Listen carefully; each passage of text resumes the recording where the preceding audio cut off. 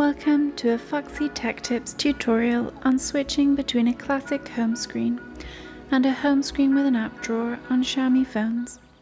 If you find this video helpful, please consider subscribing to my channel and liking the video. Start by opening the Settings app.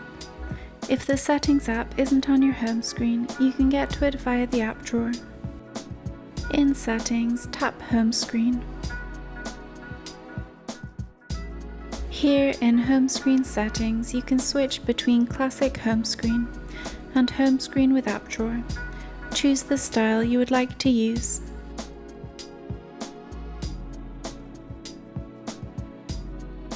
And that draws an end to this tutorial.